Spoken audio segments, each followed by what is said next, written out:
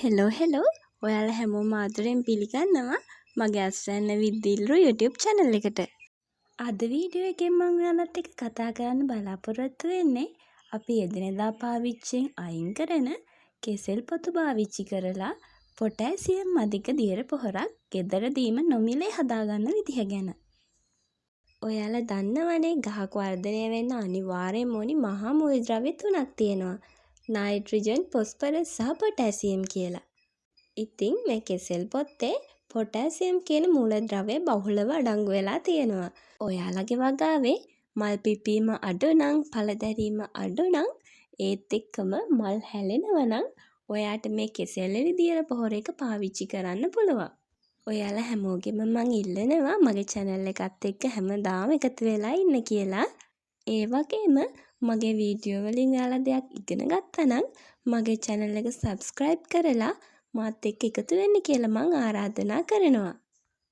අපි දැන් බලමු මේ නොමිලේම හදාගන්න පුළුවන් පොටෑසියම් අධික දියර පොහොර එක ගෙදරදීම කොහොමද හදාගන්නේ කියලා. අපිට මෙතනදී මුලින්ම අවශ්‍ය වෙනවා ඉදුණු කෙසෙල් ගෙඩිවල පොතු කිහිපයක්. මම අද මගේ පොහොර එක හදාගන්නේ වතුර ලීටර 1 ප්‍රමාණයකින්.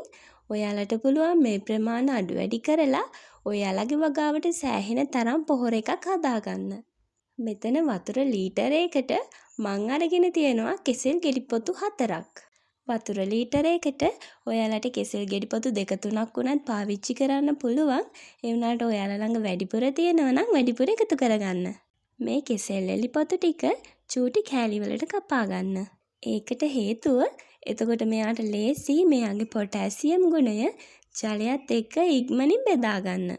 දැන් අපිට අවශ්‍ය වෙනවා මේ කෙසෙල් ගෙඩි පොතු ටික හොඳින් බ්ලෙන්ඩ් කරගන්න. ඔයාලගේ ගෙදර බ්ලෙන්ඩර් එකක් නැතිනම් ඔයාට පුළුවන් මේ කැබලි ටික උනත් අපේ ජලයට එකතු කරන්න. කෑලි ටික හොඳට බ්ලෙන්ඩර් කරලා ගත්තා නම් අපිට ගොඩක්ම ලේසි මේ පොටෑසියම් බොහොර එක සම්පූර්ණයෙන්ම වගේ අපේ ජලයත් එක්ක දිය කරගන්න. මුලින්ම බ්ලෙන්ඩර් කප් එකට කෙසෙල් ගෙඩි පොතු ටික එකතු කරලා ඒකට ජලය ස්වල්පයකුත් එකතු කරන්න. දැන් මේක හොඳට පේස්ට් එකක් වෙනකම් බ්ලෙන්ඩ් කරගන්න. මේ තියෙන්නේ මම බ්ලෙන්ඩර් කරලා ගත්තු කෙසෙල් ගෙඩි පොතු මිශ්‍රණය. මම ඔයාලට කිව්වනේ අපි හදන්නේ වතුර ලීටර 1 ප්‍රමාණයට කියලා. කෙසෙල් ගෙඩි පොතු මිශ්‍රණය ඔයාලා ගත්තු භාජනයට එකතු කරලා අනිත් අඩුවට තව ජලය එකතු කරන්න. අපි මේ හදාගත්තු කෙසෙල් එළි දියර එක අඩුම දවස් 2ක් හෝ 3ක් අපි පල් කර ගැනීමක් සිද්ධ කරන්න ඕනි. ඔයාට පුළුවන් නම් මේක සතියක් 2ක් වුණත් තියාගත්තා කියලා කිසිම ප්‍රශ්නයක් නැහැ.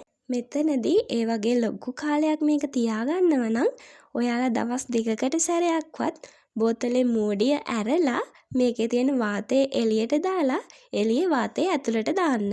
නැත්තම් මේකෙන් දුර්ගන්ධයක් එන්න පුළුවන්. මේ තියෙන්නේ ඒ වගේම මම සතියක කාලයක් පල් කරගත්තු මගේ පොටෑසියම් දියර පොහොර එක. අපි දැන් බලමු මේ පොහොර එක අපේ වගාවට යොදන්නේ කොහොමද කියලා. මේ දියර පොහොර එක අපේ වගාවට එකතු කරනකොට තනුක කර ගැනීමක් සිද්ධ කරන්න ඕනි කියලා විශේෂත්වයක් නැහැ. අපේ වගාවේ තියෙන හැම පැලයකටම මේ පොහොර එක අවශ්‍යයිනේ. එතකොට ඒ හැම පැලයකටම අපි මේ පොහොර එක යොදනවා නම් අපිට මේ පොහොර එක විශාල ප්‍රමාණයක් අවශ්‍ය වෙනවා. ඒක නිසා අපි මේකට ජලය එකතු කරලා මේ පොහොර එක තව චුට්ටක් වැඩි කරගන්නවා.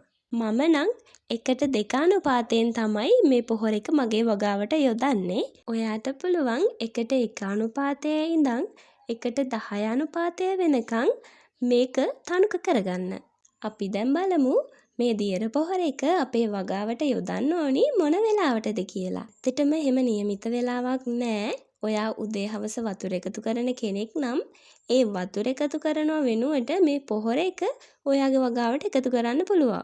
අපිට එන තවත් ගැටලුවක් තමයි මේ දියර පොහොර එක අපි දවස් කීයකට වතාවක් අපේ වගාවට යොදන්න ඕනිද කියලා. මේ දියර පොහොර එක සතියට වතාවක් යොදන්න තියෙනවා නම් අපිට ඉක්මන් ප්‍රතිඵල ලබා ගන්න පුළුවන්. ඉතින් මගේ වීඩියෝ එකෙන් ඔයාලා මොනවම හරි දෙයක් ඉගෙන ගන්න ඇති කියලා මං හිතනවා. ඒ වගේම මගේ channel එකත් එක්ක දිගටම මාත් එක්ක එකතු වෙලා ඉන්න කියලත් මම ඔයාලගෙන් ආදරෙන් ඉල්ලනවා. ආයේ මේ වගේ කාබනික ගෙවතු වගාව සම්බන්ධ වීඩියෝ එකක් අරගෙන එනකන් ඔයාලා හැමෝම පරිස්සමෙන් ඉන්න. මම දිල්රු.